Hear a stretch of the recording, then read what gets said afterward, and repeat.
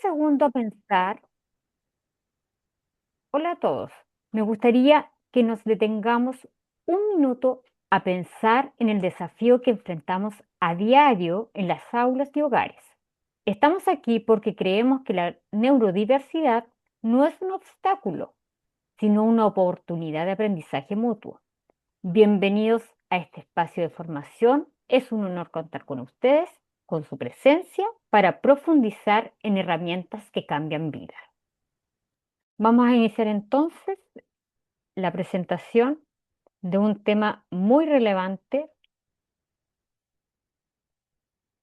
que le denominamos inclusión y neurodiversidad, abordaje del autismo en el aula de clase. Herramienta práctica bajo el enfoque del diseño universal de aprendizaje y estrategias basadas en evidencia.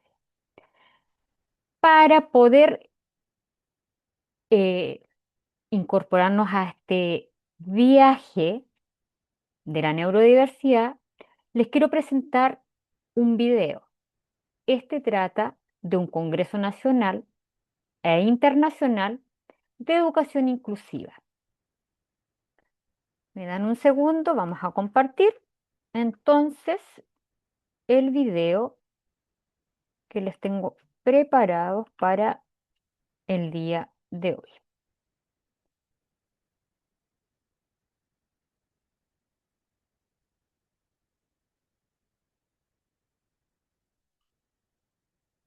Entonces vamos a... ¿Se ve el video? Se ve la imagen nada más, no estamos Sí, viendo el video. Ujú. pero está congelada. Ok. Está congelada, ¿cierto? Sí, Ya, no se alcanza a reproducir todo. ya. Entonces le vamos a poner reproducción. Como les comentaba, este video introductorio es sobre la educación inclusiva en Latinoamérica, ¿ya? Es el tercer congreso que han realizado sobre educación inclusiva y eh, va a relatar la persona encargada de UNESCO en Latinoamérica sobre esta temática tan importante que se ha tratado en el mundo entero de cambiar los paradigmas e tomar la educación inclusiva dentro de lo que es la universalidad en el aprendizaje. Muchas gracias, Hilda. Primero, quiero dar un momento para presentarme. Mi nombre, como dijo Hilda, es Jerónima Sandino. Mi seña en lengua de señas colombiana es así. Y pecas, ustedes no alcanzan a ver, pero tengo muchas pecas. Y hoy estoy vistiendo un kimono azul con un estampado de flores. Soy crespa, tengo rulos, nariz respingada, mido 1,60, no mucho, pero aquí estamos. Y ahora sí vamos a hablar un poco sobre el panorama general de la educación inclusiva en América Latina.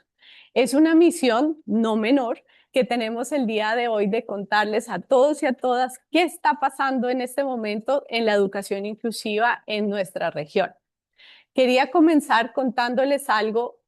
No sé si ustedes saben, recuerdan, el año pasado fue la celebración de los 30 años de la Declaración de Salamanca, aquella declaración que nos abrió el camino para empezar a hablar de educación inclusiva de una manera más normativa y con herramientas para que cada uno de los países pudiera avanzar. Hace un año, en París, tuvimos una reunión donde ministerios de todo el mundo, personas con discapacidad y docentes, nos acompañaron y quería comentarles una de las frases que fue como lo que recogimos en ese momento, que nos abre también el camino de aquí en adelante. Y es precisamente que cada estudiante importa e importa por igual. De eso se trata la inclusión. Esto es muy importante porque la inclusión no es solamente hablar por cada uno de los grupos que nos acompañan en el aula, sino es hablar de cómo todos y todas las estudiantes y los estudiantes importan. Y no es una tarea fácil. La inclusión exige transformación. Y además, la inclusión es un proceso que todos los días nos enseña algo y nos permite conocer las dinámicas que pasan tanto al interior del aula como también en estos procesos directivos y de diseño de políticas ya a nivel macro. Es un cambio finalmente de paradigma en la filosofía y en la práctica de la educación, lejos de ser un enfoque único para todos. Lo que no queremos es hablar de una talla única, de un proceso estandarizado, sino de un proceso que nos lleve finalmente a atender la diversidad en el aula.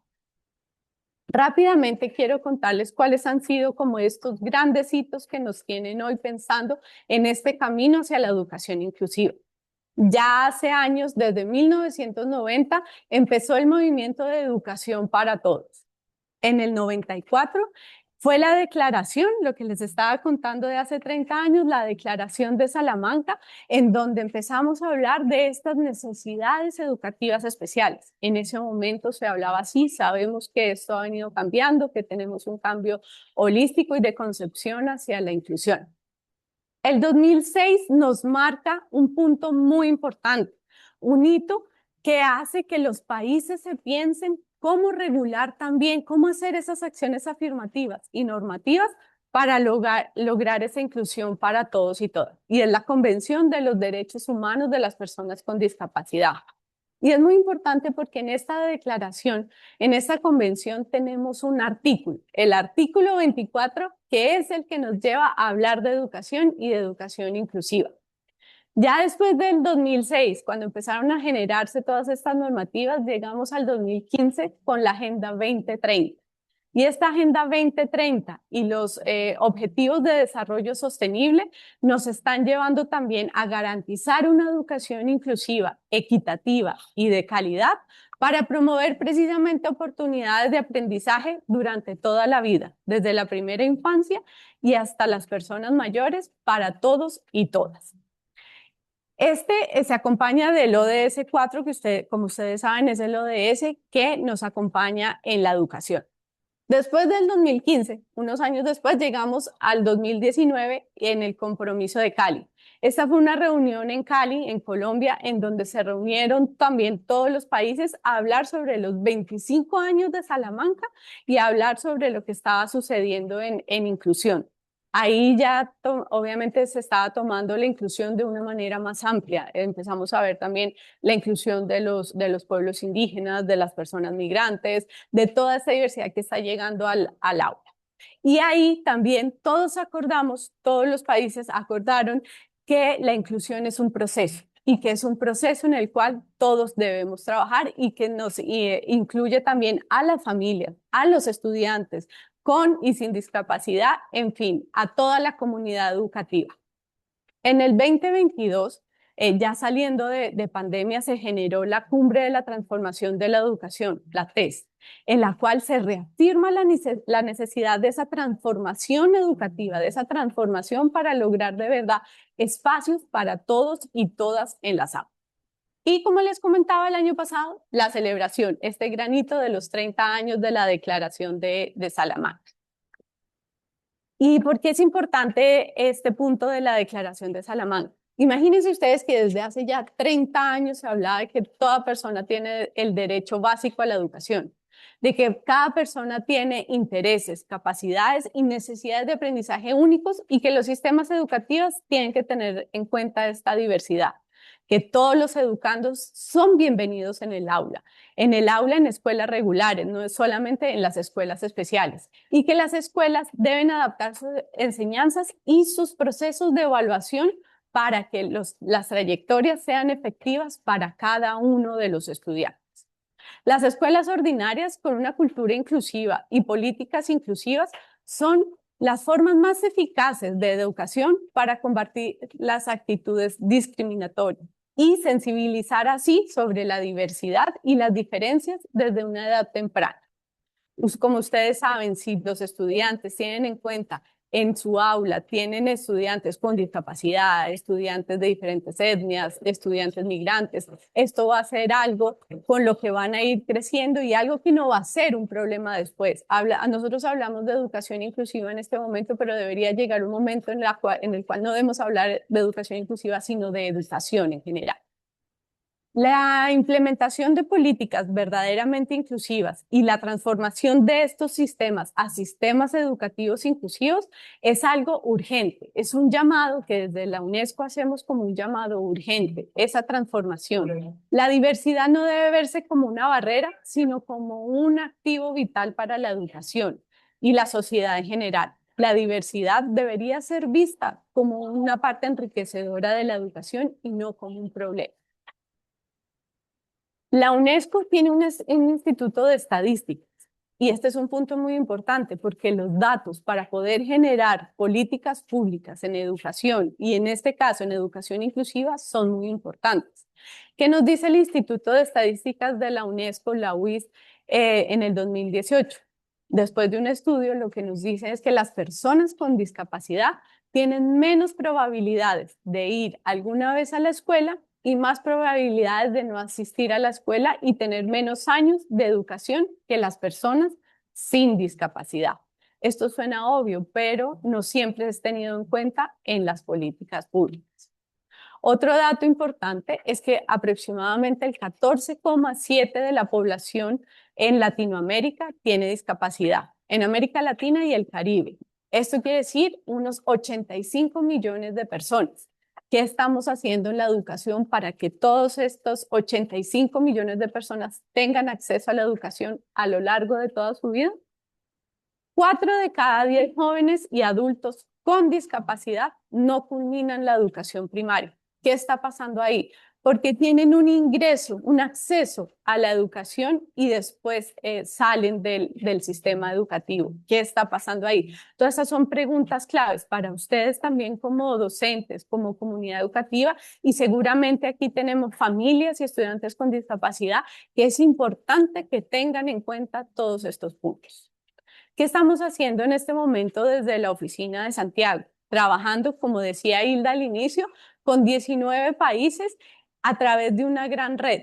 Esta gran red, que es la RINE, la Red Iberoamericana de Educación Inclusiva, a través de ella lo que queremos es poder promover oportunidades educativas y el bienestar de los estudiantes con discapacidad. ¿Cómo hacemos esto?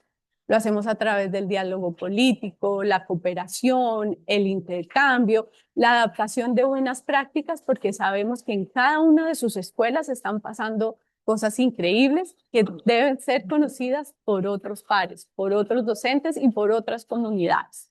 Todo esto lo estamos monitoreando, estamos haciendo todo un trabajo de monitoreo de lo que sucede en los países y en las escuelas para precisamente generar esa mejora en oportunidades educativas para los estudiantes con discapacidad y para las comunidades en general.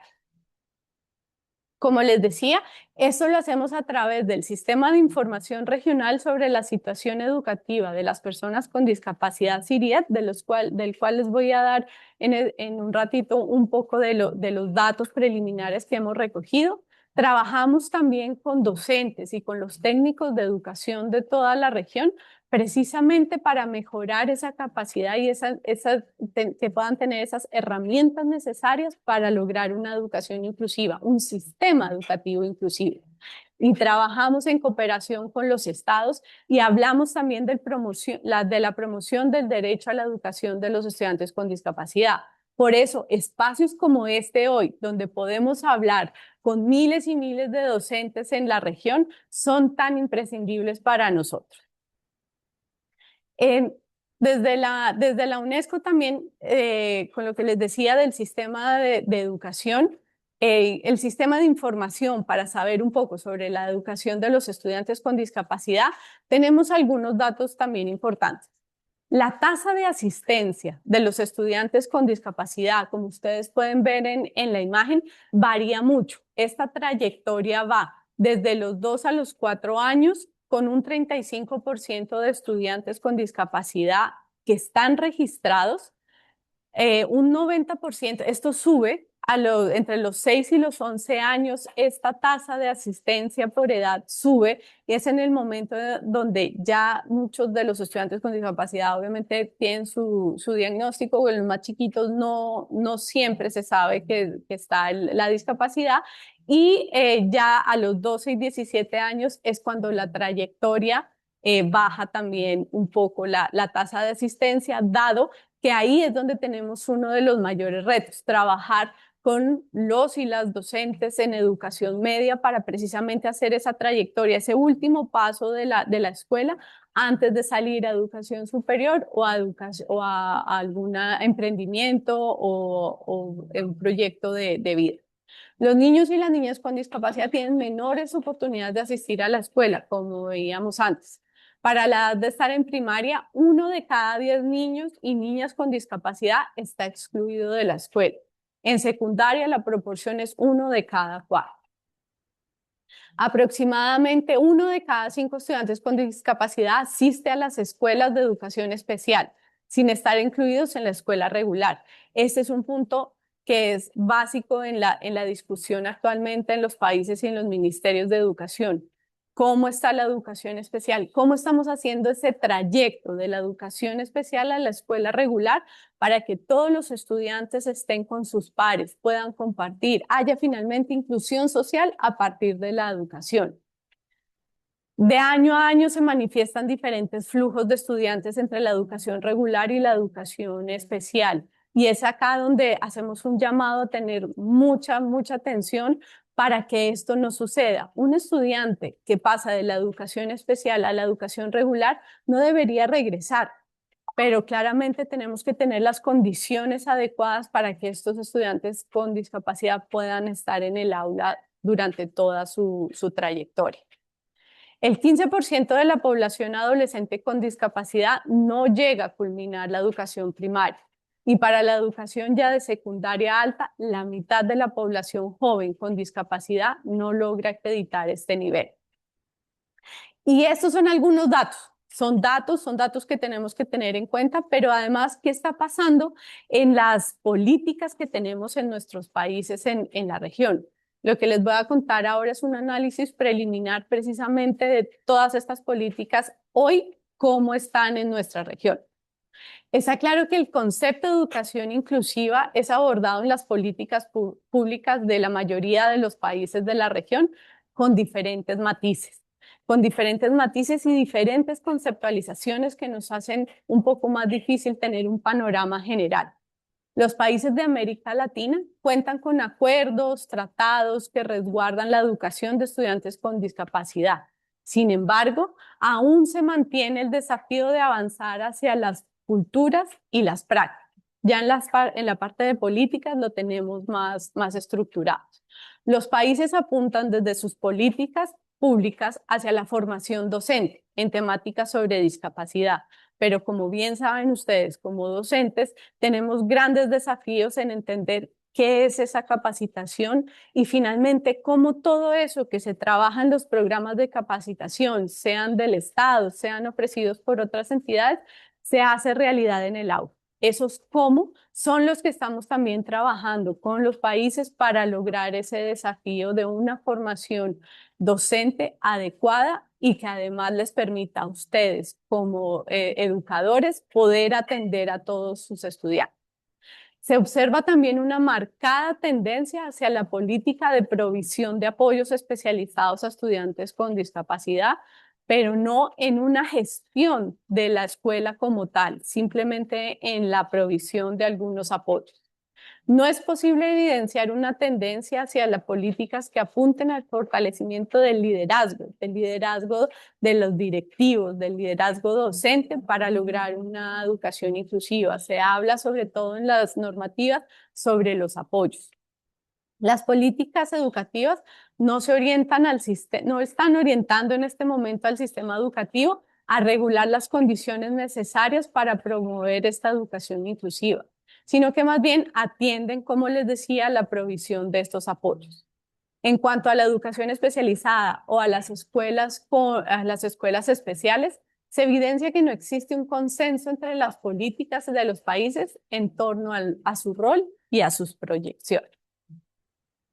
La inclusión de alumnos diversos en aulas ordinarias puede prevenir la estigmatización, los estereotipos y la discriminación y la alienación. La idea es que logremos sistemas educativos inclusivos que nos permitan atender la diversidad.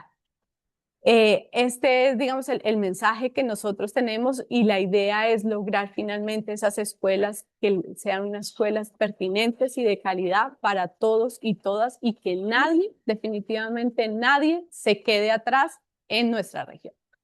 Hilda, muchas gracias. Jerónima, muchísimas gracias por habernos brindado este análisis.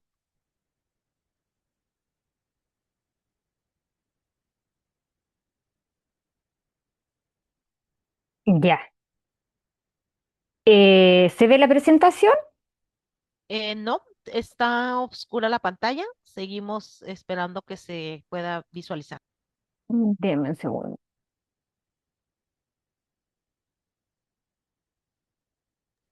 Ahí ya se observa, ahí ya podemos ver la misma lámina que veíamos hace rato, pero ahorita ya quedó otra vez oscuro.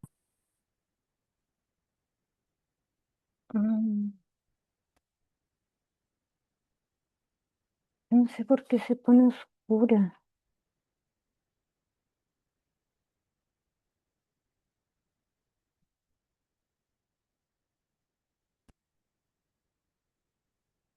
Ahí. Continúa un poquito oscura. No sé si podríamos avanzar a la siguiente para ver si la siguiente se puede ver Ya. o Bueno, cambia. en definitiva, con este tercer Congreso Internacional de Educación Inclusiva, realizada por la UNESCO, de los países de latinoamericanos, incluyendo México, se realizó en Santiago de Chile, donde finalmente están revisando y analizando todas las políticas públicas que existen en cada una de las naciones, ¿ya? Afinando las políticas públicas para un bien común, que es finalmente incorporar o integrar o incluir toda la diversidad, no solamente de los niños con alguna necesidad educativa especial, sino más bien la diversidad cultural y la diversidad en su conjunto a las escuelas, ¿ya? Vamos a continuar entonces con la segunda lámina a ver si cambia de color. ¿No? No, continúa oscura. No sé si podemos igual ponerle la modalidad sin la copita para que quizás por ahí sea el problema. Ahí ya se observa, ahí ya estamos viendo. Pero ahí está chiquitita. Ajá, no, ahí está la plantilla, la lámina completa. Ah, se ve completa ya. Sí, Ok, estamos muchas gracias. listos. Gracias. Ya, entonces continuamos porque ya vimos como lo general de la temática de la educación inclusiva y nos vamos a ir ahora al, yo le llamo al techito, que sería nuestro techito, que es la neurodiversidad. Yo no les voy a definir el concepto de neurodiversidad como una definición de la Real Academia, sino más bien eh, en un contexto más bien a través de un ejemplo. El cerebro humano tiene variaciones naturales, no hay un cerebro estándar. Esto quiere decir, finalmente, que los cerebros de cada uno de nosotros es totalmente distinto y percibe de manera distinta el entorno. Funciona de una manera distinta mi cerebro, así como el de muchos de ustedes, ¿ya? El autismo es una condición del neurodesarrollo, no es una enfermedad, no es una discapacidad, para que nos quede muy claro de que es una condición que es desde que se em, está la concepción, el periodo perinatal, hasta que morimos. Esto quiere decir que nacemos con autismo y vamos a morir con autismo, ¿ya? Eje del trastorno del espectro autista. Todos sabemos que el trastorno del espectro autista, si yo siempre lo he tomado como el arco iris, espectro, la palabra espectro finalmente es como el arco iris, que uno ve desde lejos 7 colores, pero si te acercas vas a ver muchos más colores. Es lo mismo con el espectro, ¿ya? Porque estudios han señalado de que finalmente aún hay mucho, mucho, mucho hilo que cortar en esta temática del autismo, ¿ya? porque se están haciendo nuevos estudios y está haciendo nuevas evidencias con respecto al neurodesarrollo y con el tema netamente del autismo. El trastorno del espectro autista y el diagnóstico que se utiliza para evaluar el autismo es el A22 y el ADR, los cuales van en dirección a evaluar la comunicación social y los patrones de comportamiento e intereses restrictivos, ¿ya? Por lo tanto, para ir enlazando con lo primero que vimos, que fue el video, la inclusión es transformar el sistema para el alumno.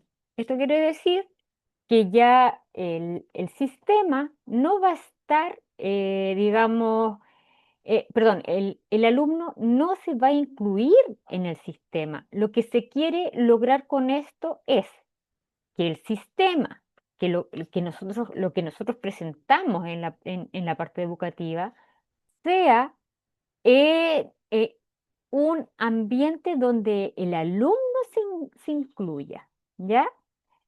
Para ello vamos a ver el siguiente video, que son las etapas del neurodesarrollo infantil, ¿ya? Para que quede más clarito el tema del desarrollo cerebral en 4 etapas del neurodesarrollo infantil. Para eso entonces nos vamos al siguiente video. Vamos a ver.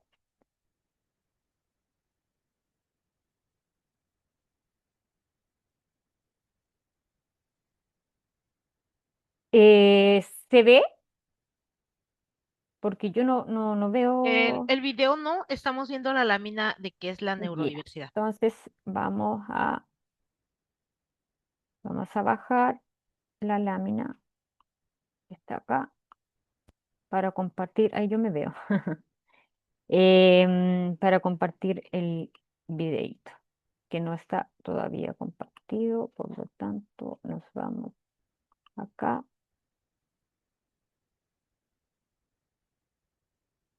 Ahí sí. Y nos vamos a ver Sí, ahí el se video. mira Los listo. humanos no nacemos con todas nuestras capacidades cerebrales listas para ser utilizadas. Están ahí, en el programa que contiene nuestro ADN humano, y progresivamente van manifestándose a medida que crece nuestro sistema nervioso. El neurodesarrollo es un proceso lento que empieza en la concepción y no cesa hasta la muerte. Alcanzar la madurez cerebral requiere de toda nuestra infancia y adolescencia, proceso que dura aproximadamente 20 años. Bienvenidos a su canal Aprendamos Psicología. En esta ocasión veremos de forma rápida y sencilla las etapas del neurodesarrollo. Si están interesados en saber más del tema, en la descripción les dejamos el enlace del libro La aventura de tu cerebro, de María José Mas. ¿Listos? Aquí vamos. Primera etapa, neurodesarrollo anatómico. La adquisición de la estructura cerebral, tal cual será en el cerebro adulto, es el fenómeno que predomina en el neurodesarrollo prenatal. Durante la gestación, la velocidad del neurodesarrollo embrionario y fetal es rapidísima, y suceden fenómenos extraordinariamente complejos. Esto es evidente, ya que el cigoto se convertirá en un complejísimo organismo vivo, un ser humano, del que su cerebro se lleva la palma en complejidad, y en solo 38 semanas. La velocidad de crecimiento es asombrosa en este periodo. En 9 meses el cerebro alcanza un peso de unos 350 gramos y la capacidad craneal tiene un perímetro entre 33 y 36 centímetros de media. Para entenderlo aún mejor, podemos a su vez subdividir esta etapa de neurodesarrollo anatómico en 3, de modo que cada subetapa coincida con un trimestre del embarazo y caracterizar cada trimestre según los fenómenos más significativos que suceden en el neurodesarrollo. En el primero predomina la generación de nuevas células. Podríamos llamarlo subetapa de génesis celular. El segundo trimestre se caracteriza sobre todo porque las células se agrupan conformando los distintos órganos: cerebro, cerebelo, tronco del encéfalo, médula espinal y nervios. La llamaremos subetapa organizativa.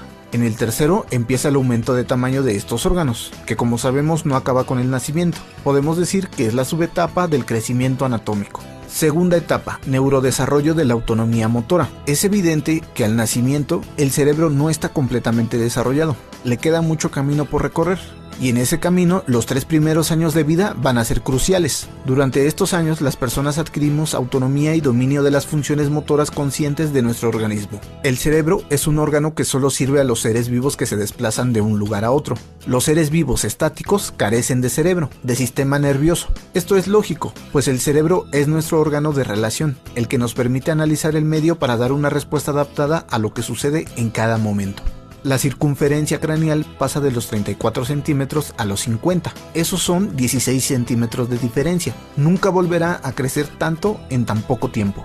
Ya sabemos que el crecimiento cerebral postnatal se produce más porque las neuronas aumentan sus conexiones y por tanto su tamaño, que porque aumente su número. Pensemos en un recién nacido, no puede hacer nada por sí mismo, ni siquiera cambiar de postura. En cambio, un niño de 3 años hace tiempo que ha aprendido a andar solo. También corre, salta, sube escaleras o chuta una pelota. Tiene ya preferencia por una mano para las tareas complejas, comer o garabatear. Domina el habla, aunque no el lenguaje, y es capaz de controlar esfínteres, de modo que ya sabe utilizar un orinal. Todo ello supone motricidad, movimiento, neurodesarrollo de los circuitos motores, incluyendo el del habla. En este periodo tan sensible, las agresiones cerebrales provocan más fácilmente daños difusos. Es en esta etapa cuando se diagnostica con certeza la parálisis cerebral, hacia el año de vida, y empiezan a detectarse los retrasos del lenguaje y la interacción social. Tercera etapa, neurodesarrollo del lenguaje y del conocimiento del lenguaje. En los siguientes 7 años, de los 3 a los 10 años, la velocidad del neurodesarrollo y del desarrollo en general sigue con buen ritmo, pero mucho más lento que en los 3 primeros años de vida. En estos años de la infancia, las personas adquirimos el dominio del lenguaje y con él aprendemos a comprender el mundo que nos rodea. La circunferencia craneal pasa de 50 centímetros a los 3 años de edad a 53 a los 10 años. Aumenta solamente 3 centímetros. En esta etapa, aunque siguen construyéndose nuevos circuitos neuronales, predomina la consolidación de los circuitos formados en la etapa anterior.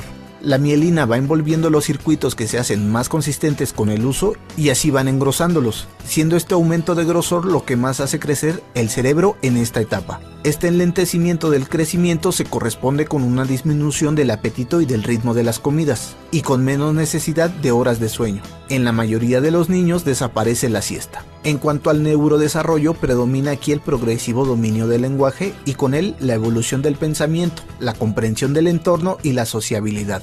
Puesto que la principal función del cerebro humano es relacionarse con el entorno, necesita de una herramienta que le permita comprenderlo, hacerlo suyo, para transmitirlo a otros. Simplificando, pero intentando mantener el rigor, podríamos distinguir 2 periodos más diferenciados en esta etapa, según lo que predomine en cada uno de ellos. De los 3 a los 6 años predomina el dominio progresivo del lenguaje. Se amplía el vocabulario desde unas 100 palabras a los 3 años a 2000 a los 6. De los 6 a los 10 años predomina el desarrollo del pensamiento formal. Con el dominio del lenguaje mejora la comprensión del entorno y se adquieren nuevos conocimientos basados en la lógica de lo concreto. Los trastornos del lenguaje son ya evidentes en esta etapa y afloran las dificultades en los aprendizajes formales, muy probablemente relacionados con la falta de maduración y consolidación de los circuitos que posibilitan la adquisición de los aprendizajes académicos. En esta etapa se confirma el diagnóstico de autismo y puede hacerse diagnóstico de trastorno por déficit de atención. No es infrecuente que en un mismo niño encontremos varios problemas a la vez. Cuarta etapa, neurodesarrollo de la identidad. A partir de los 10 años de edad y hasta los 20, se producen cambios muy rápidos y drásticos en el tamaño y la constitución corporal, que se acompañan de cambios psicológicos y en la autonomía personal y las relaciones sociales. La revolución final que lleva a la madurez adulta, nuevamente se acelera el neurodesarrollo, y esta vez de verdad. Los humanos dedicamos estos 10 largos pero intensos años a esculpir nuestra personalidad, a elaborar nuestra identidad, un proceso que continuará a lo largo de toda la vida, pero que sienta sus bases en la adolescencia. Todos sabemos que la adolescencia es la etapa de la maduración sexual, pero no es tan conocido que al alcanzar la madurez sexual comienza el declive cerebral. La característica principal del cerebro adolescente es el despertar del hipotálamo. De repente, aún no sabemos bien cómo, el hipotálamo empieza a estimular la hipófisis para que las hormonas sexuales comiencen a liberarse. Esto madurará los órganos sexuales y provocará los bien conocidos cambios corporales de la adolescencia. Mientras que el crecimiento corporal y de los miembros es espectacular a esta edad,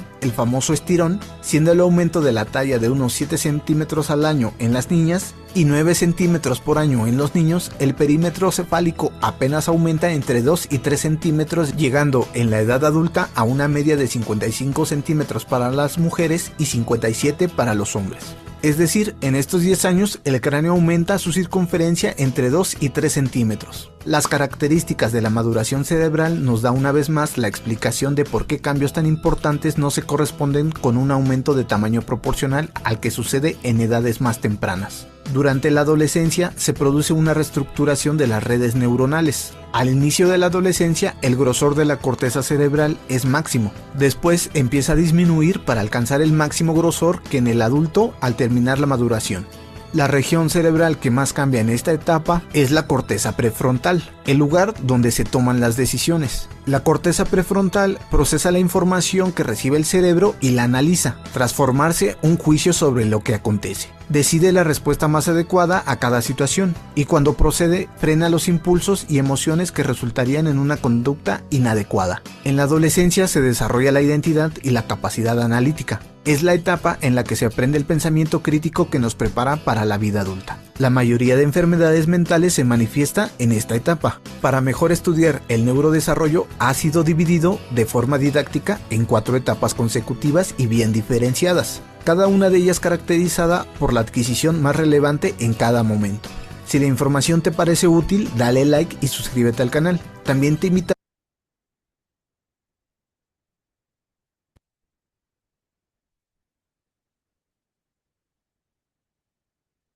Ya. En esta ocasión, entonces vimos las etapas del neurodesarrollo que se distinguieron en 4 etapas para que fuera más claro y pudiésemos entender el desarrollo del cerebro y el desarrollo neuronal y nuestro sistema nervioso, que finalmente es el que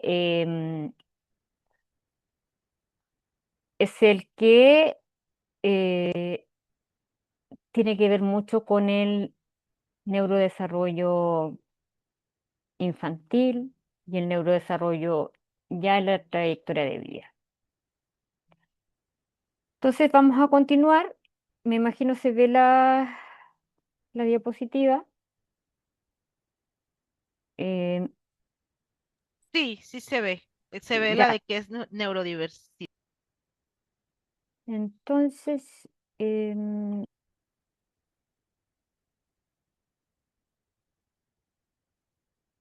ya estamos, entramos ya a lo que es la neurodiversidad.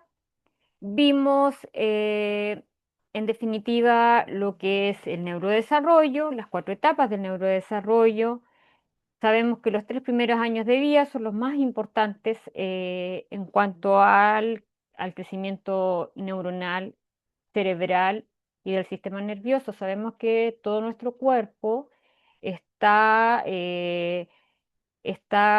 digamos, los órganos de nuestro cuerpo, todos los órganos de nuestro cuerpo tienen neuronas. Por lo tanto, estamos en un proceso desde los 3 años hacia la adolescencia, la niñez temprana, la adolescencia y la adultez, generando neuronas para nuestro desarrollo final que se estanca ya siendo adultos mayores, ¿ya?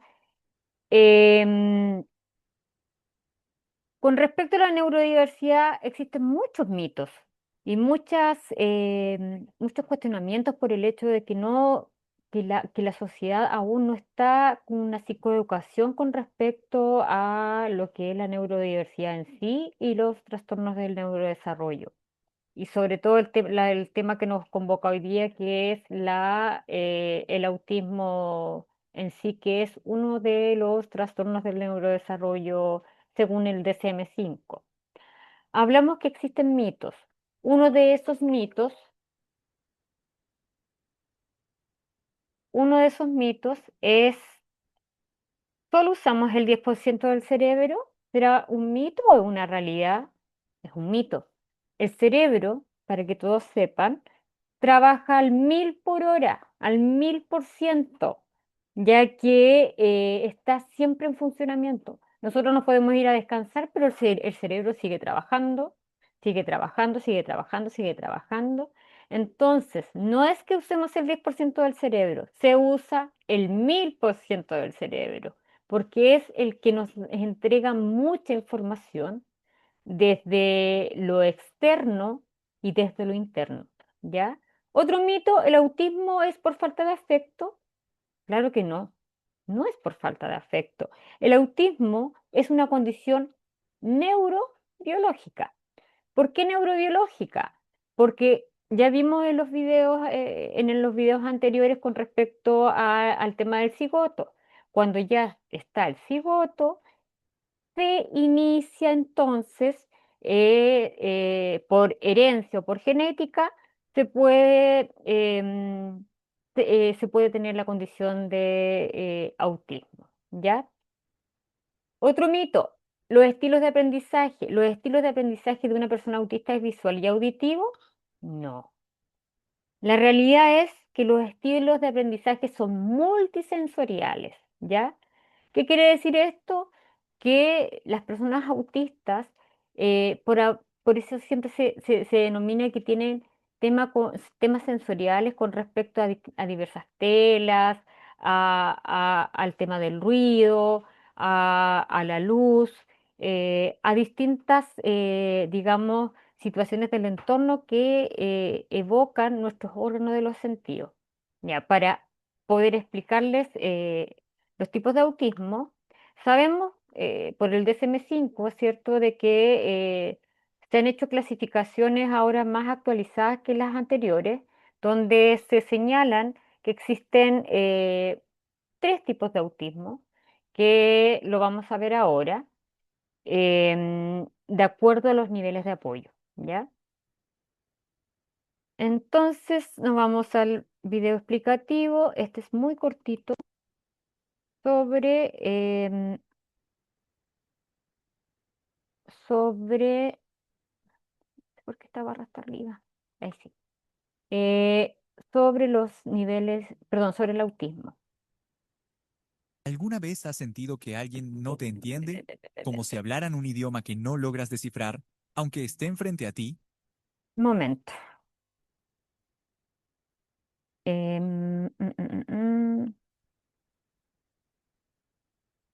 Ah, se estaba viendo. Ya. ¿Alguna vez has sentido que alguien no te entiende? Como si hablaran un idioma que no logras descifrar, aunque estén frente a ti.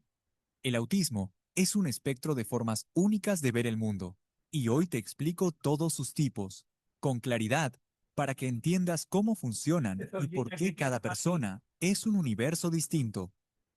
El trastorno del espectro autista, conocido como TEA, es una condición del neurodesarrollo que cambia la manera en que una persona percibe, se comunica y se relaciona. Imagina el cerebro como un sistema operativo con un código único. En el autismo, ese código procesa los datos de forma diferente. No es un error, sino una variante. Desde quienes viven de forma independiente hasta quienes necesitan apoyo constante, el TEA abarca un rango amplio, pero todos comparten un enfoque único hacia el mundo. En el cerebro de una persona con autismo, las conexiones neuronales funcionan con patrones distintos. Es como si algunas carreteras del cerebro fueran autopistas ultra rápidas, captando cada detalle del entorno, mientras otras, como las que procesan señales sociales, fueran caminos más lentos y sinuosos. Las áreas sensoriales pueden estar en alta definición, haciendo que un ruido o una luz se sientan como una explosión. Las regiones relacionadas con la interacción social, en cambio, a veces necesitan más tiempo para descifrar expresiones o intenciones. Esto no es un defecto. Evolutivamente, notar detalles minuciosos pudo haber sido una ventaja para sobrevivir. Pero en un mundo lleno de estímulos, puede ser un desafío constante. Seguramente, has conocido a alguien que parece perdido en su propio mundo, o que se apasiona tanto por un tema que podría darte una clase magistral sin preparación. Tal vez tú mismo has sentido que una fiesta ruidosa te abruma, o necesitas un momento a solas para recargar. Esas experiencias se parecen a lo que muchas personas con autismo viven a diario. Entender el TEA nos ayuda a conectar con otros y a darnos cuenta de que todos procesamos el mundo de maneras únicas. El TEA es un espectro con múltiples manifestaciones. A continuación, desglosamos los principales tipos, con una explicación clara y ejemplos cotidianos. Autismo de nivel 1. Anteriormente síndrome de Asperger. Es el nivel más leve del espectro, donde las personas tienen habilidades cognitivas y de lenguaje promedio o superiores, pero enfrentan dificultades en la interacción social. ¿Por qué ocurre? El cerebro prioriza los detalles y patrones sobre las señales sociales. Las áreas que procesan la empatía cognitiva, como entender las intenciones de otros, funcionan de manera distinta, como si el cerebro estuviera más enfocado en datos que en emociones. ¿Cómo se manifiesta? Piensa en alguien que sabe todo sobre un tema, como los horarios de trenes o la historia de los videojuegos, y lo explica con una pasión que te atrapa. Pero en una charla casual, puede que no capte una broma o evite el contacto visual, como si el mundo social fuera un rompecabezas confuso. Es como tener un superpoder para los detalles, pero a veces el idioma de las emociones parece escrito en otro alfabeto. Autismo de nivel 2. Este nivel requiere apoyo moderado, con desafíos más evidentes en la comunicación y comportamientos repetitivos que ayudan a autorregularse. ¿Por qué ocurre? El cerebro es hipersensible a estímulos como ruidos, luces o texturas, y las conexiones sociales son más difíciles de procesar. Es como si el mundo estuviera siempre a máximo volumen, y el cerebro buscara formas de bajar el ruido. ¿Cómo se manifiesta?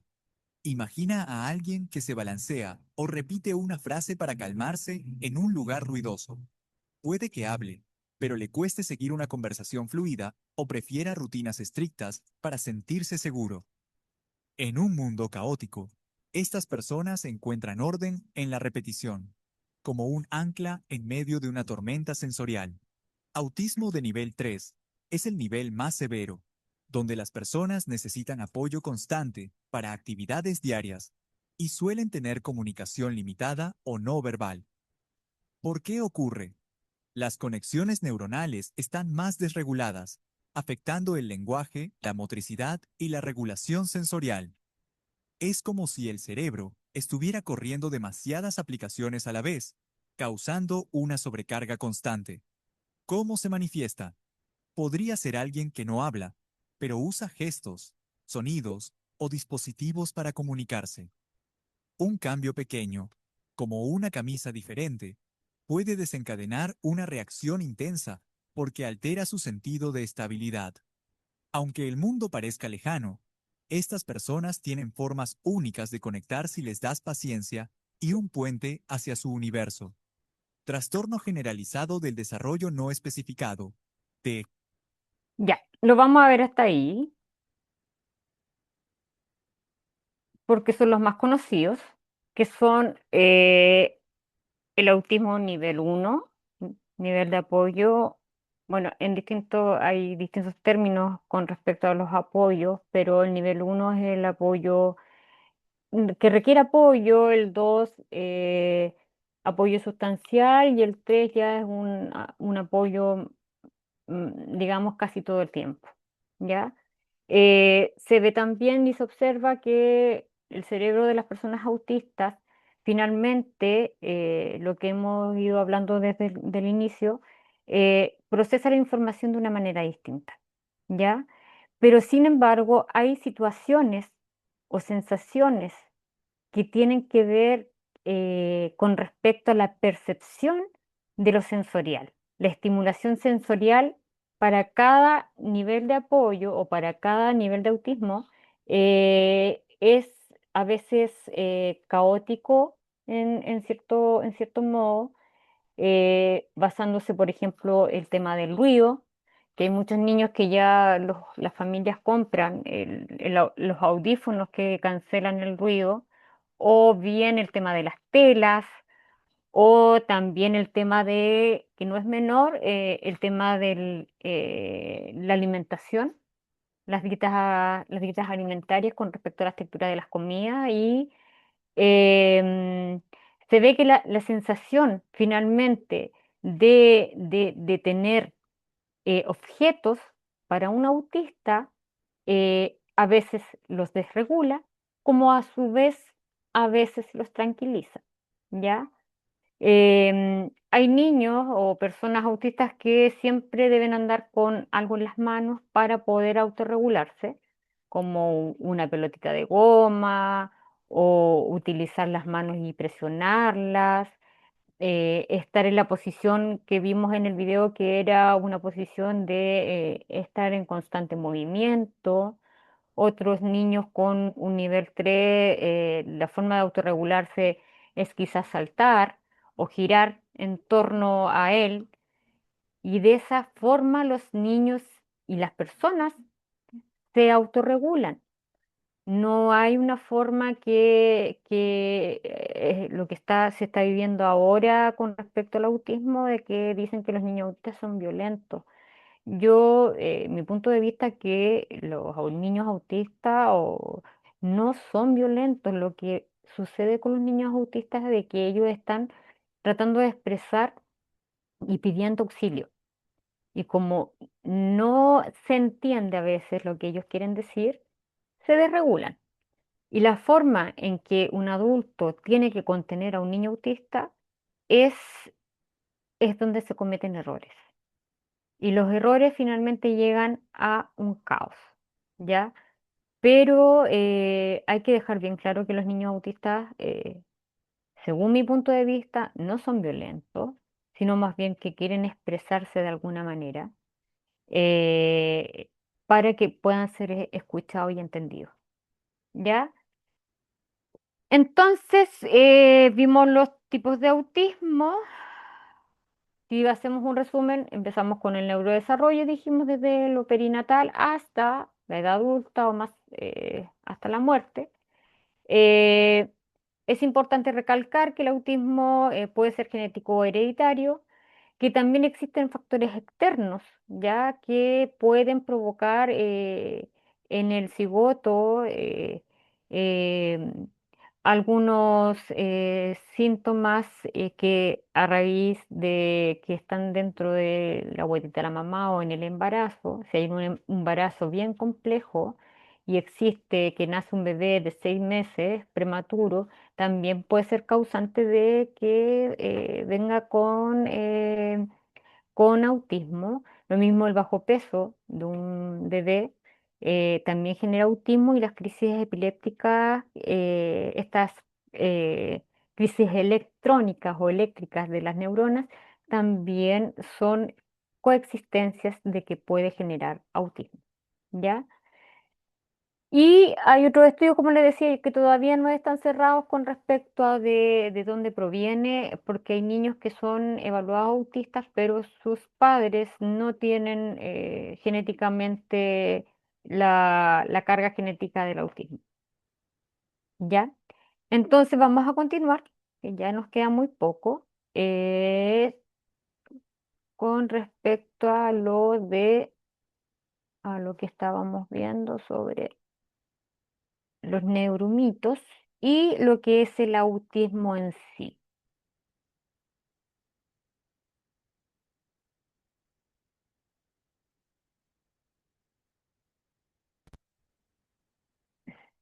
Ya. Me imagino se ve la pantalla.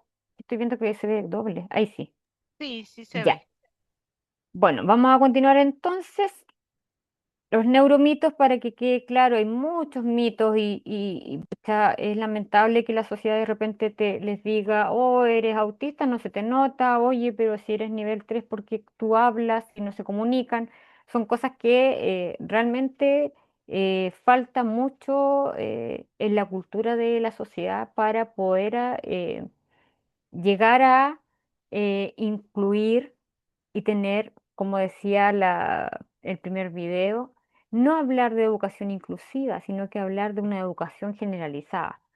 Pero que falta mucho para poder llegar digamos, a esa meta que se han propuesto, porque hay barreras, y las barreras las entrega de un 100%, creo yo que un 80% la sociedad. Las personas neurotípicas o las personas que no están, digamos, diagnosticadas con un tema o con un trastorno del neurodesarrollo no logran entender que el autismo no es una enfermedad, sino más bien una condición del neurodesarrollo, que no es que se te note como dicen en la calle, sino más bien son rasgos, sospechas de autismo por ciertas características que uno va viendo o observando en el camino. Recuerden también que los adultos, hay muchos adultos, un porcentaje muy alto de adultos se han evaluado tardíamente por sospechas de autismo o porque su hijo fue evaluado de manera eficiente tempranamente y es autista y quedan con la duda y dicen, yo también soy así, yo tengo esta sospecha y se evalúa y también es autista. Entonces, está también este tema muy marcado que es el enmascaramiento que los adultos tardíos se evalúan. Significa que en todo su periodo de vida hasta que se evalúan, han enmascarado muchas actitudes o muchas acciones o muchas conductas del autismo. Y es un tema súper complicado para los adultos entenderlo. Se dice que es un duelo que viven porque empiezan a recordar para atrás situaciones que claramente le señalan o alarman, hay alarma de que, pucha, ¿por qué no nos dimos cuenta antes? Antes era muy difícil evaluar al autismo porque habían teorías que decían que el autismo era una esquizofrenia y no es así, el autismo no es un trastorno mental y es por eso de que la sociedad piensa que el autista va a ser un autista violento, va a tener que el autismo es un trastorno mental cuando es un trastorno del neurodesarrollo, eso siempre tienen que tenerlo claro. Y el que se te nota y el que no se te nota y eres seria porque estás callada, ese tipo de comentarios es mejor no hacerlos, porque la gente no entiende y yo creo que va a ser muy difícil que pueda lograr a entender lo que es este trastorno del neurodesarrollo. Continuamos. Bueno, dentro nos vamos ahora a ir a la educación inclusiva, que es lo que se habló en primer momento en el primer video, y es el diseño universal para el aprendizaje. El diseño universal para el aprendizaje es un modelo el cual se utiliza para todo el grupo de un aula, no solamente niños y niñas con alguna necesidad educativa especial, sino que todo el grupo de aula se puede trabajar este modelo, ¿ya? Es la base clave de la educación inclusiva. Incluso, o sea, si uno utiliza el diseño universal de aprendizaje para niños, para incluir a niños dentro de un aula, también se puede utilizar este modelo para eh, generalizar el grupo curso completo. El DUA tiene tres pilares fundamentales, que es la representación. Esto quiere decir el qué. ¿Cómo presento la información? De manera visual, de manera auditiva o a través del tacto. Acciones y expresión, el cómo. ¿Cómo demuestro lo aprendido? La opción de evaluación. ¿Cómo se generan evaluaciones o cómo demuestro que yo aprendí a través de distintas estrategias lo que me están enseñando? Y el por qué. ¿Cómo motivo o cómo capto el interés de los niños y niñas dentro de mi aula o dentro de mi sala de actividades? Para lo cual vamos a ver un video muy cortito, interactivo sobre el DUA. El di-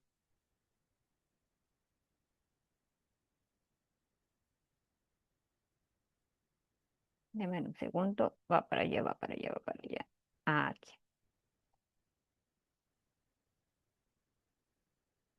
El diseño universal para el aprendizaje es un marco sobre cómo desarrollar planes de lecciones y evaluaciones que se basa en tres principios principales. El primer principio es proporcionar múltiples medios de representación. El DUA recomienda ofrecer información en más de un formato. Por ejemplo, Los libros de texto son principalmente visuales, pero proporcionar texto, audio, vídeo y aprendizaje práctico brinda a todos los niños la oportunidad de acceder al material de la forma que mejor se adapte a sus puntos fuertes de aprendizaje. Proporcionar múltiples medios de acción y expresión. El DUA sugiere dar a los niños más de una forma de interactuar con el material y mostrar lo que han aprendido. Por ejemplo, los estudiantes pueden elegir entre una prueba con un lápiz y un papel, hacer una presentación oral o hacer un proyecto. En el botón de información te voy a dejar un enlace a un vídeo donde hablo de la metodología del aprendizaje basado en proyectos.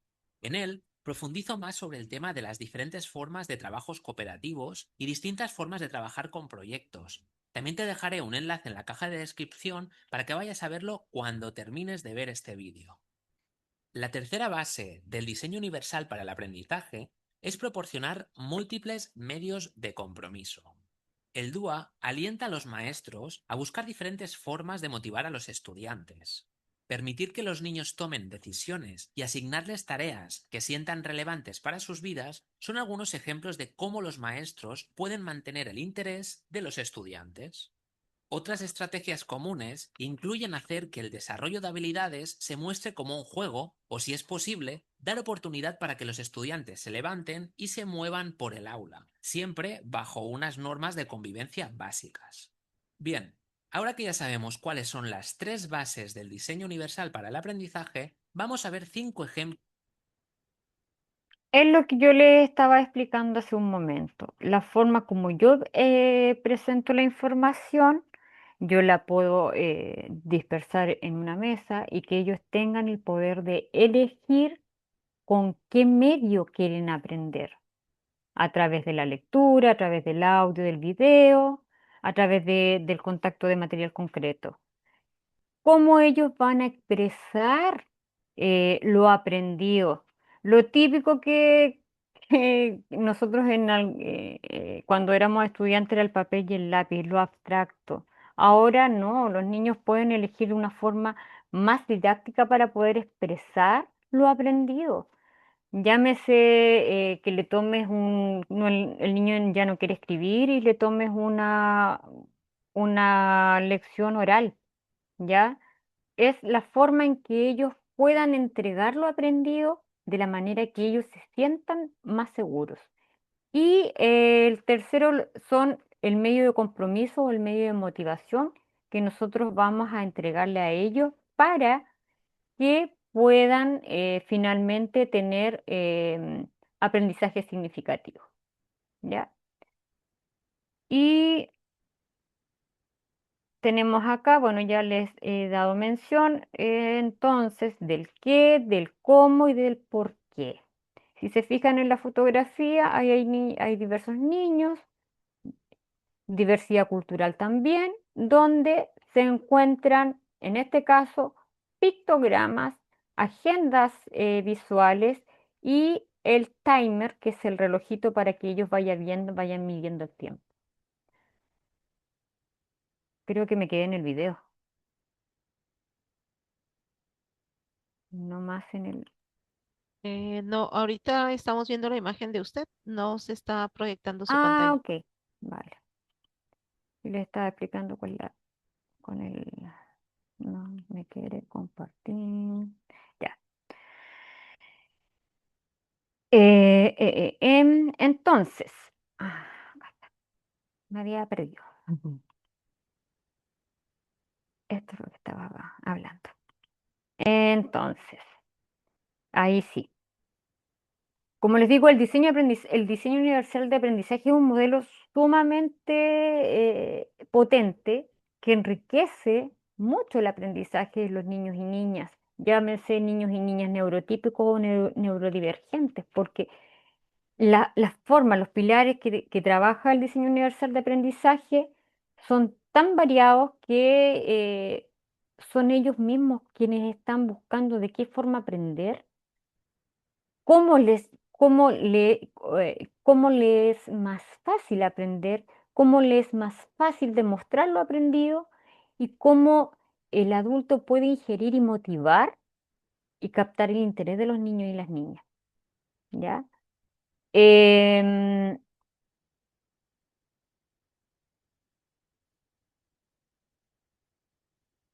Apoyos visuales y estructura, es lo que yo le estaba dando mención. En la fotografía se ven pictogramas, que los pictogramas se pueden trabajar para enseñar la rutina diaria de un niño eh, a través de agendas visuales, ¿verdad? Y el temporizador o el relojito que nos sirve para gestionar de manera visual el tiempo, para que ellos se vayan adecuando en lo que es los tiempos los tiempos requeridos en una cierta actividad y la señalización de limitación de espacios en el salón, ¿ya? Ya nos estamos yendo a una parte sumamente importante que es los ajustes razonables. Si bien es cierto, ahora con los temas con respecto al autismo, se habla de ajustes razonables en base a programas de cada uno de los países al trabajar con niños autistas, que en definitiva son programas de ajustes razonables. ¿Qué quiere decir esto? Tratar de eliminar las barreras que hayan en su entorno para que los niños puedan aprender y participar. Los niveles de ajustes se dividen en grados. Tenemos el grado de acceso, que es la ubicación de la sala y los materiales que sean adaptados al grupo de curso o al niño o la niña que tenga alguna necesidad educativa especial. El grado 2 es la metodología, es cambiar el cómo se enseña y el cómo se evalúa. Es lo que estábamos hace un rato viendo con respecto, por ejemplo, al DUA, que es el diseño universal de aprendizaje, que también se puede incorporar ahí las adaptaciones curriculares. El grado 3 son los contenidos.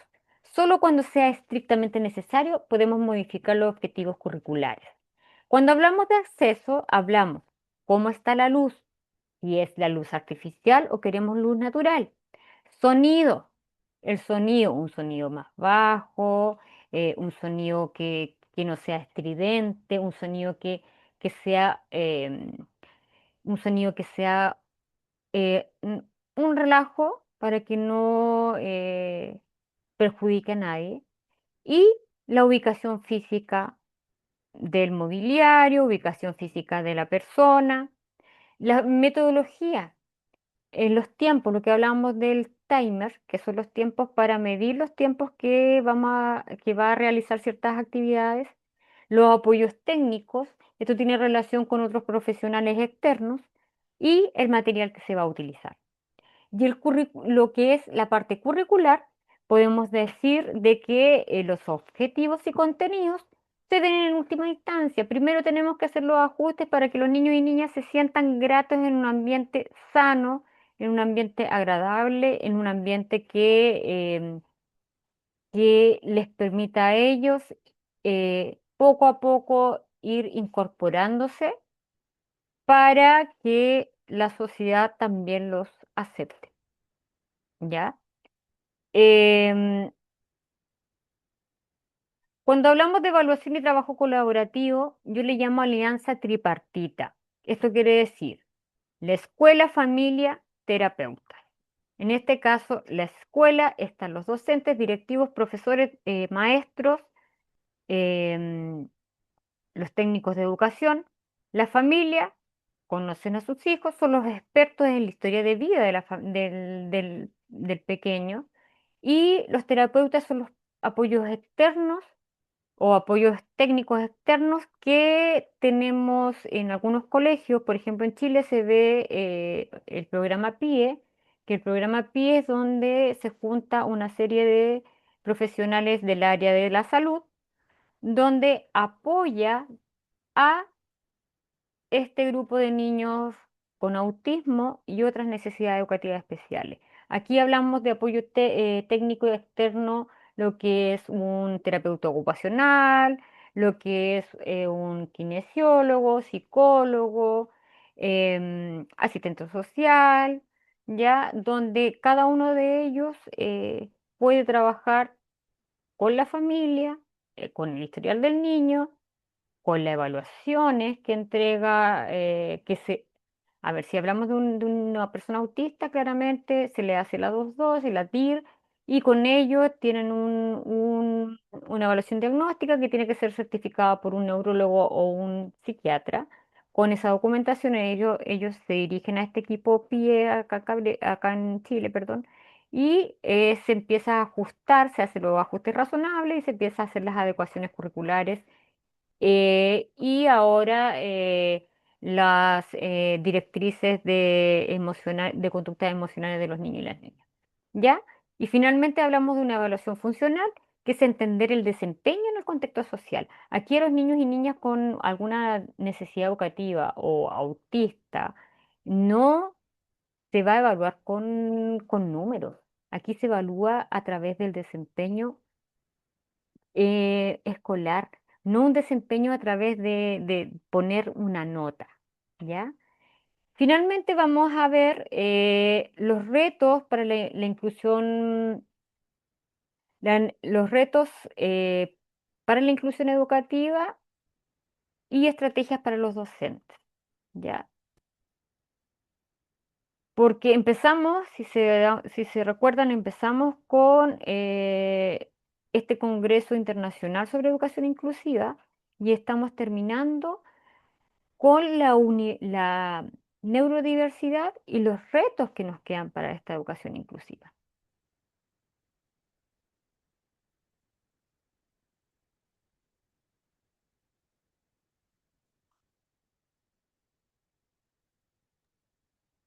Ya, entonces, em,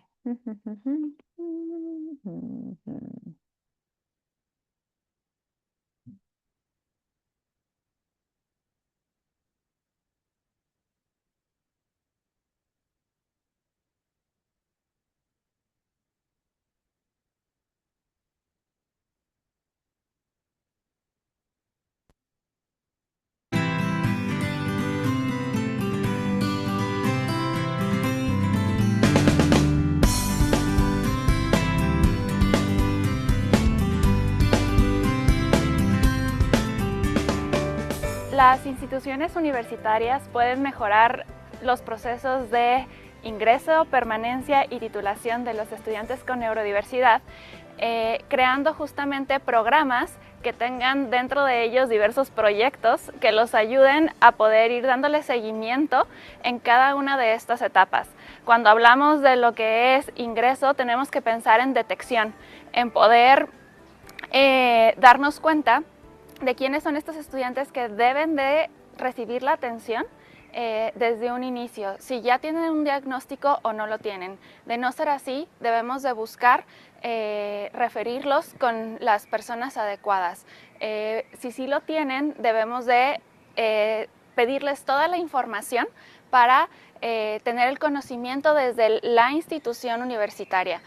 Ya en la permanencia debemos de hacer un trabajo en equipo, ir dando el seguimiento, poniéndonos objetivos como un grupo, tanto administrativo, profesores, etcétera, etcétera, que nos permitan dar ese acompañamiento al alumno y a la familia y eso le permita llegar al final del camino y culminar su proceso o sus metas y poder titularse. El proceso de titulación muchas veces puede quedar rezagado porque implica una estructura, seguir pasos. Ahí también tenemos que ser conscientes que pueden necesitar un acompañamiento más puntual.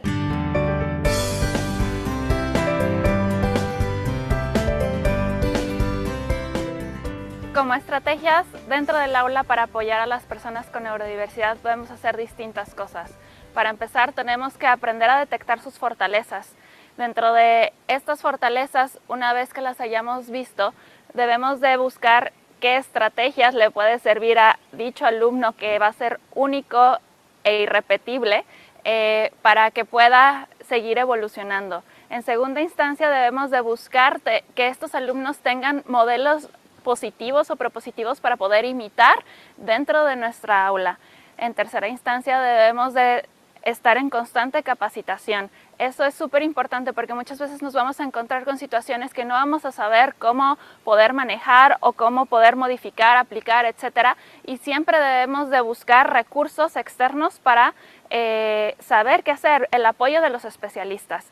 También debemos tener esta apertura para hacer adecuaciones curriculares, modificar los temas. No todos aprendemos de la misma manera. Eso lo tenemos que tener súper en cuenta. Y si a veces nos va a tocar aplicar un examen de manera oral, tenemos que tener esa apertura. Por otra parte, podemos ayudarnos en modificar el ambiente, modificar la estructura, modificar los espacios tal cual para que los alumnos con neurodiversidad que puedan tener alguna carga sensorial muy fuerte puedan tener las condiciones adecuadas. Por último, otra cosa que podemos hacer es tener la apertura para utilizar tecnología y diseño universal para hacer estas adecuaciones.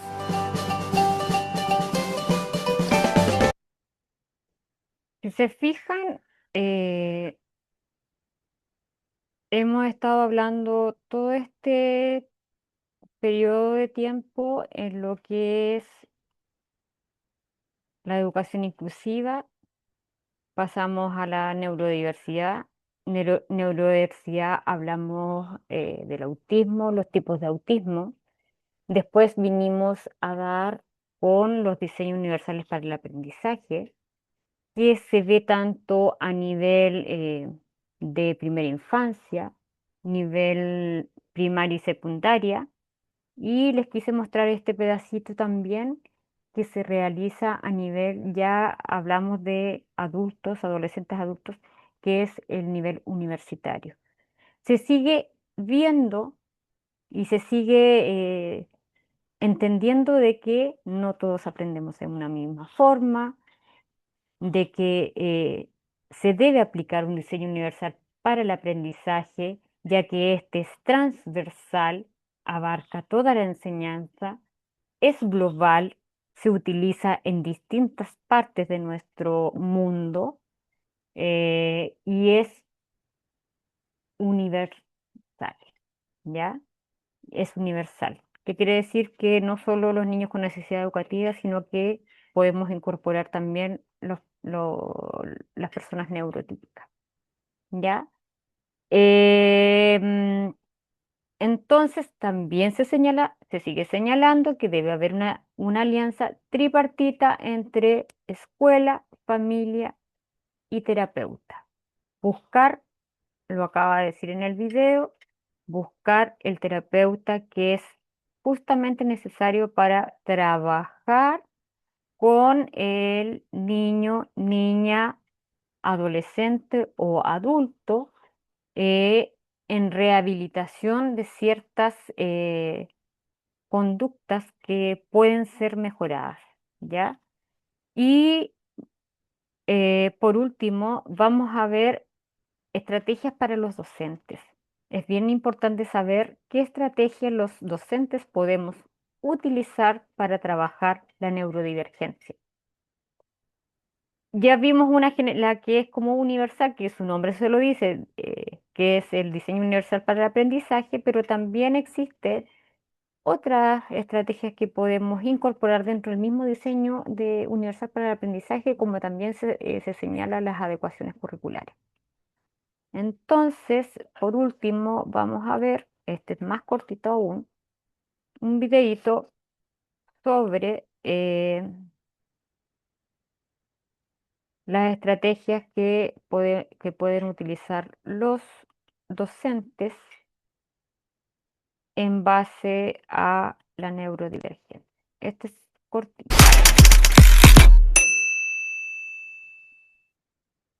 ¿Sabías que más del 15% de la población mundial es neurodivergente? Hoy vamos a hablar sobre qué significa ser neurodivergente y cómo este concepto afecta directamente a nuestras aulas. Si eres opositor de educación, este vídeo es imprescindible para que entiendas cómo adaptar tu enseñanza para estos estudiantes. Quédate con nosotros. Hola, soy Sofía y bienvenidos a Académicas. Hoy nos sumergimos en un tema clave para la educación inclusiva, la neurodivergencia. Aunque el término puede sonar nuevo para algunos, es algo fundamental que todo futuro docente debe conocer, ya que afecta a una parte significativa de nuestros estudiantes. La neurodivergencia hace referencia a las variaciones en el cerebro humano y cómo esas diferencias afectan la forma en que procesamos la información, aprendemos, pensamos o nos comportamos. No es un trastorno ni una enfermedad, sino una forma diferente de funcionar, que puede incluir condiciones como autismo, dificultades en la comunicación social y los comportamientos repetitivos, TDAH, trastorno por déficit de atención e hiperactividad, dificultades para regular la atención y los impulsos, dislexia, dificultad para leer y procesar palabras aunque la inteligencia sea normal o superior, discalculia, dificultad para comprender y trabajar con números. Lo importante aquí es que la neurodivergencia no debe ser vista como algo negativo. Se trata simplemente de un cerebro que funciona de una manera única y como educadores debemos entender cómo adaptarnos a estas diferencias. Como futuros docentes tenemos que comprender que muchos de nuestros estudiantes pueden ser neurodivergentes.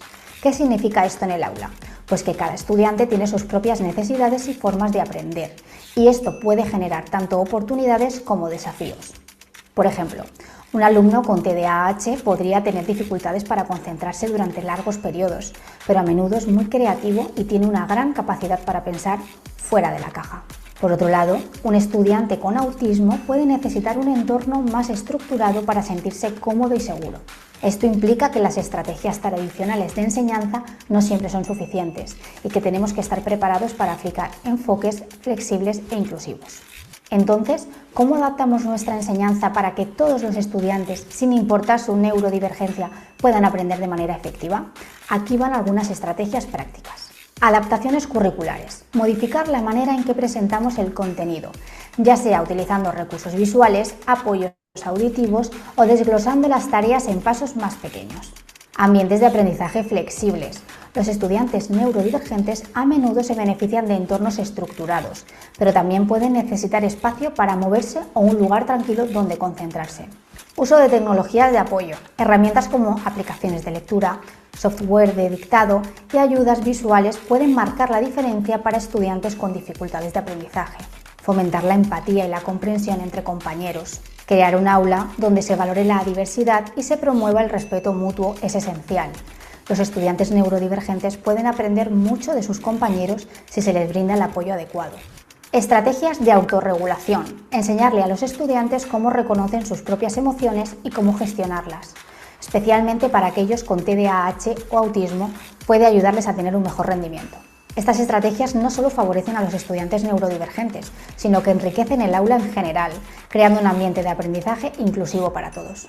En resumen, la neurodivergencia no es una barrera, sino una oportunidad para enriquecer nuestras prácticas docentes. Como futuros docentes, conocer y aplicar estrategias inclusivas no solo beneficiará a los estudiantes neurodivergentes, sino que también creará aulas más dinámicas y efectivas. Si te ha resultado útil este vídeo, dale like, suscríbete.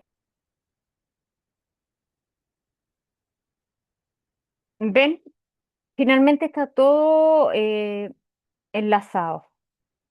Lo que se espera lograr es que, como se señalaba al principio, es que la educación ya no se llame inclusiva, sino más bien se llame educación garantizada y de calidad. Y vamos a terminar, ya estamos listos para finalizar esta ponencia.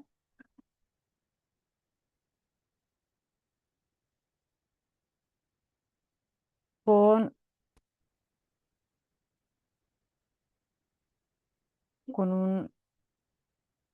una última lámina.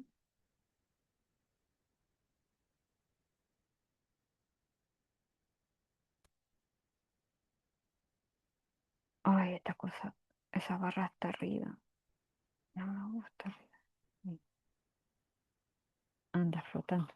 Ya, vamos a finalizar entonces con las conclusiones y referentes. Finalmente, la inclusión no es un favor, es un derecho. el maestro no está solo, requiere apoyo del equipo interdisciplinario, lo que mencionamos hace un rato con respecto a los equipos externos, ¿verdad? Que son prácticamente funcionarios del área de la salud que apoyan a los funcionarios del área de la educación. Tenemos, como les dije, el terapeuta ocupacional, acá en Chile se le llama así, el psicólogo, el kinesiólogo, la educadora diferencial, que creo que solo en Chile está esa profesional, y la profesora de aula común, más la familia. Por eso yo les decía que es una interacción, tiene que haber un mismo discurso entre familias, docente y equipo externo, que son los equipos de apoyo para los niños y niñas con neurodiversidad y en este caso con autismo.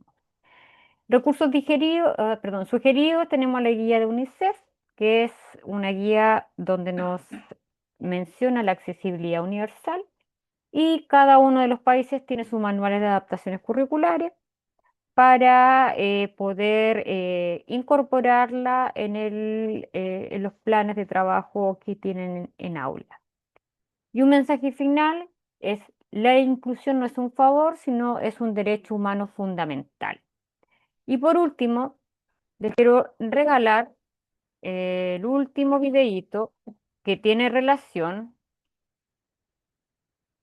con cómo observan las personas autistas el mundo que nos rodea. Recuerden que las personas autistas, ellos se enfocan el mundo de una manera distinta. Ellos perciben el mundo de una manera distinta, y es lo que les quiero presentar como último videíto de apoyo visual. Para mí es importante el apoyo visual, más que estar hablando y hablando, porque finalmente el apoyo visual te da muchas directrices que uno al plantearla en una lámina no se entiende mucho. Y todos somos diferentes y eso es maravilloso. Algunas diferencias son fáciles de ver: altura, peinado, color de ojos, etc. Otras diferencias no son tan obvias: nuestra comida favorita, nuestros miedos o habilidades especiales. Curiosamente, nuestra forma de ver el mundo también es diferente. Por ejemplo, ¿qué ves en esta imagen? Casi todos vemos un pato, pero algunos habrán visto un conejo. No importa cuál viste, ambas respuestas son correctas. Es tan solo un truco para demostrar que nuestros cerebros funcionan diferente. Tu cerebro es un computador poderoso. Cada cerebro es diferente de los demás y controla cómo aprendemos, por eso tenemos habilidades diferentes. Tus sentimientos, por eso reaccionamos diferente a los mismos estímulos, y cómo nos comunicamos. El cerebro a veces está conectado de tal forma que interfiere con los sentidos, la forma en que percibimos las situaciones y cómo interactuamos con otros. A esto se le conoce como autismo. Mucha gente tiene autismo. Es muy posible que alguien que conoces sea autista. Por eso es útil saber un poco más sobre el autismo. Frecuentemente, el autismo crea en el cerebro conexiones especiales que facilitan tareas que para la mayoría nos pueden parecer difíciles. Por ejemplo, matemáticas, dibujo o música. Pero esas conexiones a veces tienen el efecto opuesto, y actividades que son fáciles para nosotros, para ellos son increíblemente difíciles, como hacer amigos. Nuestros sentidos constantemente envían información al cerebro sobre las cosas y las personas que nos rodean. Sin embargo, cuando el cerebro y sus sentidos no se comunican bien, el cerebro se sobrecarga y se confunde, afectando cómo se ve el mundo exterior. Imagínate que estás caminando por esta calle.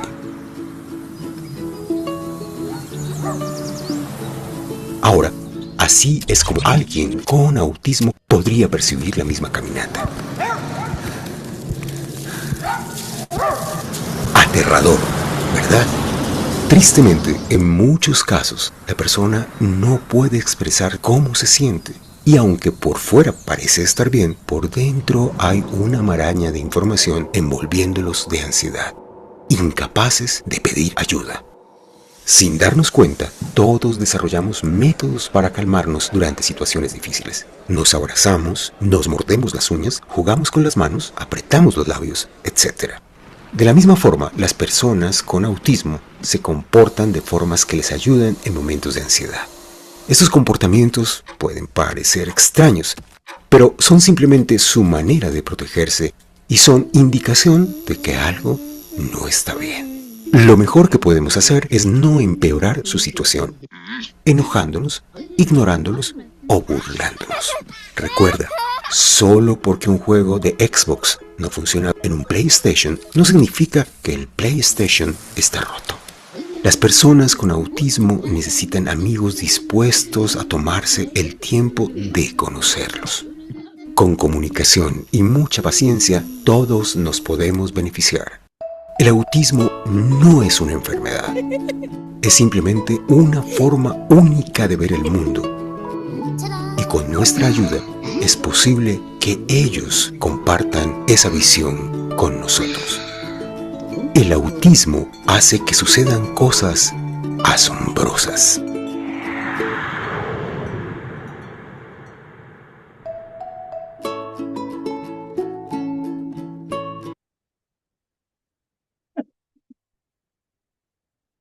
¿Qué les pareció? A mí me encanta ese video. Es muy interesante. Excelente. Tratar de masificar esa explicación tan simple y didáctica de cómo finalmente los niños o las personas autistas ven el mundo para concientizar a la sociedad. Porque simplemente un niño que no pueda hacer una actividad, como decían del PlayStation, si no funcionaba algo en un PlayStation, no era porque estaba malo. Y lo mismo ocurre acá. Y eso es la tarea, creo yo, más importante, poder psicoeducar a la sociedad y concientizar a la sociedad que el autismo no es un trastorno mental, no es una enfermedad, sino más bien es una condición del neurodesarrollo y a su vez es un mundo tan maravilloso porque los niños con autismo, más que tener la dificultad de interacción social y quizás del lenguaje, los niños tienen otras habilidades que pueden ser explotadas y eh, ellos pueden perfectamente vivir su vida, perdón, de manera normal. ¿Ya? Y eso sería mi presentación. Muchas gracias. Gracias a Maena por esta oportunidad. Estamos acá por cualquier necesidad para servirles. Y bueno, mi fotografía. Yo soy de profesión educadora de párvulo y profesora básica, pero me estoy dedicando a la evaluación diagnóstica en autismo con el A22 YADIER internacional, apoyo psicoterapéutico, intervención en autismo y otros trastornos del neurodesarrollo. Mi celular, por si quieren hacer alguna consulta, el +56 es Chile. Mi correo electrónico, marivargasangüesa@gmail.com, el link de mi Facebook, tengo el link también de mi Instagram, para que se quieran comunicar por cualquier duda que tengan con respecto a lo que vimos hoy u otras temáticas que les surjan y que sean necesario conocer. Y eso sería mi presentación. Gracias, Muchas gracias. Mari. Muchísimas gracias por esta intervención tan interesante que nos has Un tenido. poquito larga. No, nos has tenido aquí bien atentos a toda esta información. Afortunadamente se está grabando para reproducirse y que obviamente más familias se beneficien. Quiero hacer un paréntesis bien especial, agradecerle a Mari Vargas Sangüesa. Ella es de Chile, pero se ha dado el tiempo, fíjense, a pesar de la diferencia de horarios y de todo esto que llevamos ahí, creo que 3 horas de diferencia, allá es 3 horas más tarde, pues fíjense que se ha dado la oportunidad de compartir con nosotros toda esta información. Ella, pues realmente pues tiene muchos conocimientos sobre el tema. Es una profesional con más de 20 años de trayectoria en el sistema educativo y en neurodesarrollo. Asimismo, también ha liderado instituciones, se ha destacado con éxito y ha obtenido reconocimientos oficiales, donde pues obviamente esto la hace poseedora de una vasta experiencia en la formación pues de técnicos profesionales, porque también ha sido docente en educación superior. Ella es Ujú. especialista en salud mental, laboral y bienestar de equipos, entonces, pues trae muchísima experiencia en el tema de neurodiversidad, como ya lo pudimos ver. Actualmente, pues ella es psicoterapeuta acreditada internacionalmente en la aplicación de instrumentos del diagnóstico estándares de oro, como ya lo mencionó, el A22 y el ADR, que son evaluaciones, pues las más recientes y las más específicas que sirven para la evaluación del autismo. Entonces, pues Ujú. yo estoy muy agradecida y todo el equipo MAEN estamos muy agradecidas. Esta es la primer ponencia de muchas más que por aquí Mari Vargas nos va a estar desarrollando. Justo vamos a cerrar esta intervención con una invitación. La próxima ponencia de Mari Vargas va a ser el día 8 de mayo, igual a las 12 del día por la plataforma Zoom, para que también estén muy pendientes de este tema. Ella nos va a desarrollar el tema bases de la neuropsicología aplicada al desarrollo infantil. Fíjense qué interesante, ¿no? Para todos los que estamos haciendo labor social y actividades directos con las infancias, pues qué mejor que una experta en el tema nos desarrolle pues bien, ahora sí que, y nos despeje de dudas temas de la neuropsicología aplicada al desarrollo infantil. Pues muchas Ujú. gracias, Mari. ¿Algo con lo que quieras cerrar? ¿Alguna recomendación para padres, para familias, docentes o alguna reflexión con la que nos quieras cerrar esta ponencia? Adelante. Ya, primero que todo agradecer esta oportunidad que me da el país vecino, el país de México, en entregar mis conocimientos. Estoy para ello. Yo siempre he sido una persona que adquiere conocimiento y siempre quiere enseñar. Por eso mis carreras de orígenes son, digamos, del área de educación. Y ahora me estoy dedicando al área ya más del área de la salud. Y este tema del autismo me apasiona.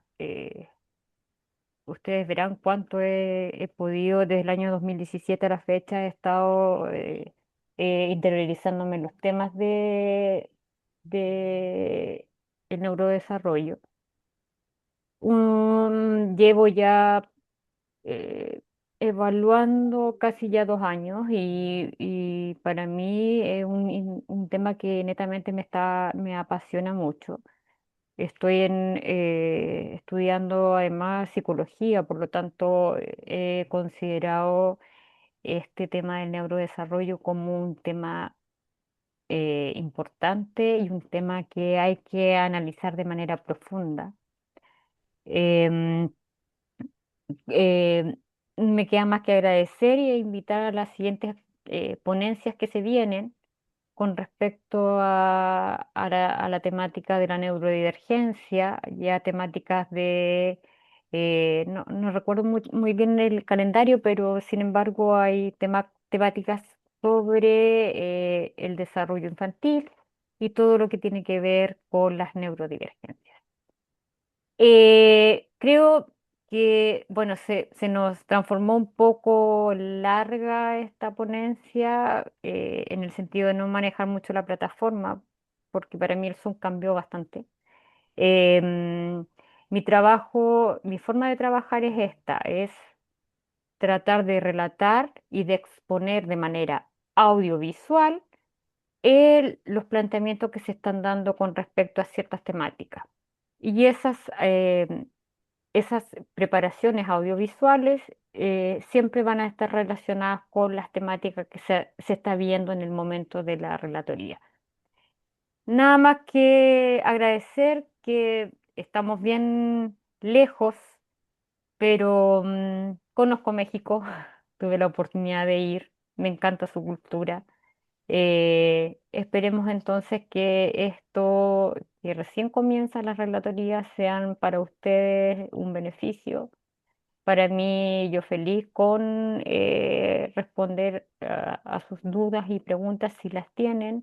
En la presentación estaba mi correo, mi teléfono, para quizás alguna estrategia en el aula que a veces se pone un poco tediosa cuando hay mucha cantidad de niños y niñas en un aula y un solo profesor. Se está viendo en Chile, por lo menos es la realidad que se está viendo ahora.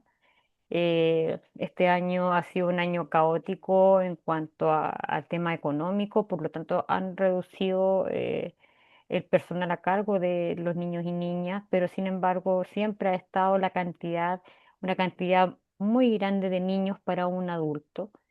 Eh, y además que las políticas están hablando, las políticas públicas hablan de inclusión en el aula, por lo tanto se ve un poco caótico para un docente hacer actividades tanto para neurotípicos como neurodivergentes. Y no estamos hablando solamente de niños autistas, porque acá también está este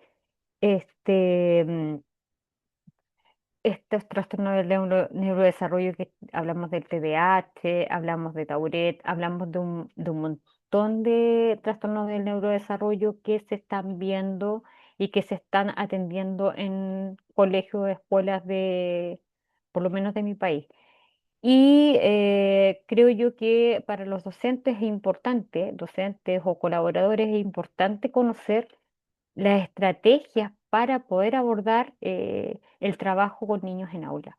Porque si bien es cierto, si si los docentes o las familias no conocen muy bien las temáticas actualizadas, en este caso con los niños con trastorno del neurodesarrollo, llámese autista, autista con TDAH, que también se da, em, es importante conocer las estrategias para poder tener tanto una buena calidad de vida, los niños y niñas que van todos los días a un establecimiento educativo, como a su vez las familias que también son un actor importante en lo que tiene que ver con nuestros niños y niñas, porque son los padres. Entonces, para ellos también ha sido un tema bastante complejo y se ha visto a nivel nacional, a nivel internacional, digamos, el cansancio de las familias con respecto a lidiar con niños autistas o niños con otras condiciones y a su vez el desgaste de los profesores. Por eso yo invito a que de verdad, si necesitan apoyo en cuanto a cómo trabajar en el aula, cómo instaurar estrategias en el aula para que no haya un colapso, me puedan comunicar porque sabemos que todos aprenden de una manera distinta. Lo importante es que se aprenda de la forma en que ellos quieran aprender, ¿ya? Por lo tanto, los dejo invitadas a todos y a todas para que me hagan las consultas que quieran con respecto al trabajo en aula, cómo diseñar una planificación o un diseño universal para el aprendizaje que ve todo, digamos, todos los niños y niñas que están insertos dentro de una aula de clase y las estrategias a utilizar con respecto a distintos trastornos del neurodesarrollo, no solamente el autismo, no solamente el TDAH, sino que hay otros trastornos del neurodesarrollo que se pueden trabajar. Eso sería mi reflexión y mi recomendación, porque yo sé que es desgastante el tema del trabajo con los niños y niñas que tienen condición del neurodesarrollo, pero no es una amenaza, como en alguna parte de esta exposición lo vimos. es una virtud y esa virtud la tenemos que explotar. Tenemos que saber manejar la condición o las condiciones de nuestros niños y niñas de ahora en adelante. Eso. Gracias, Mari. Justo entonces concluimos con esto, cerramos con esto que bien atinadamente nos mencionas. Y pues nos vemos en la siguiente ponencia con mucha más información para compartir con la comunidad. Agradecemos este vínculo que se está haciendo también entre países, ya que pues nosotros encantados de hacerte alguna invitación presencial. Vamos iniciando de esta manera remota, pero en algún momento también está programado algún foro, un foro presencial donde nos gustaría mucho tener tu participación, pero vamos avanzando con estos temas y pues vamos encaminando a que prontamente te demos por ahí la Yo noticia o feliz, la invitación de visitarnos por acá en México, ¿de acuerdo? feliz, feliz, pues yo quedé encantada de tu postura Bueno, cuando pues tuve la suerte de poder asistir. Bueno, excelente. ¿qué periodo de estación del año están ustedes? En verano. Están Ah, siempre en verano, ¿no?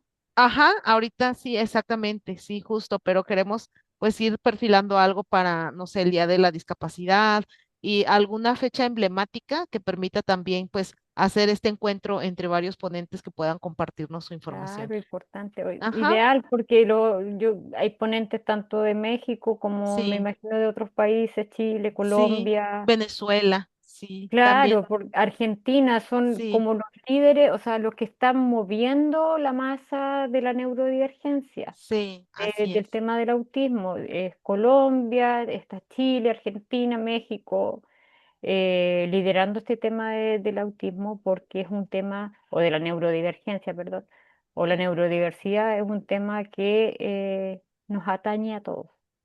claro. Muy bien, pues muchas gracias, Mari, y pues Ya, nos vemos en la siguiente emisión.